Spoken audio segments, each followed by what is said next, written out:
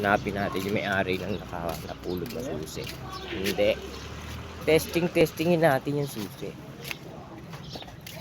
Malalaman natin kung kanino may-ari yung susi. Hindi rin?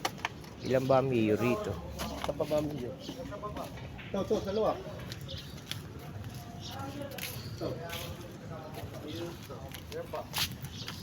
Hindi rin?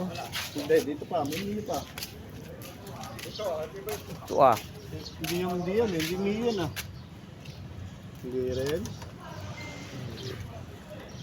Napulot raw ito sa karsada. Ito rin pagmamadali. Oo, baka... Sa babae ko rin. Ito lang.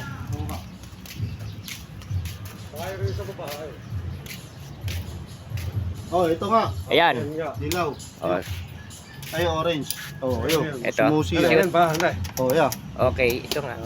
Malalaman kagad kung sino may-ari, di ba? Oo. Oo. Sa babae. Nakalimutan sila pagmamadali. O nalaglag lang siguro sa kanya. Nalaglag na siguro. Di alam na natin kung Sa kanino. priyado ito. Priyado. Masarado sa priyado. Tama. Tama na doon na maghanap siya sa guard. Pag naganap. Di ba? Okay. Ito na lang pa. Ang galing nga. Ang Hindi galing na. eh. Pag minagnet mo to sa iba, Hindi ayaw ano. bumukas yung lock. Pero pag sarili niya minagnet mo, bukas ka agad. Bukas ka. Oo. Galing yung sa Galing yung Galing.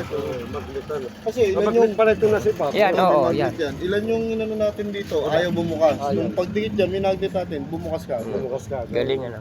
May kanya-kanya silang tapat ng magnet. Parang sa susi, iba-iba rin ng ngipin. Ito, iba naman din sumisili. Empleyado yan. Empleyado nga. Hindi na siya mahirapan maghanap. Dito Nakakasama pa kami. pag mamadali siguro yung malilight na. Pati sa sideboard, sa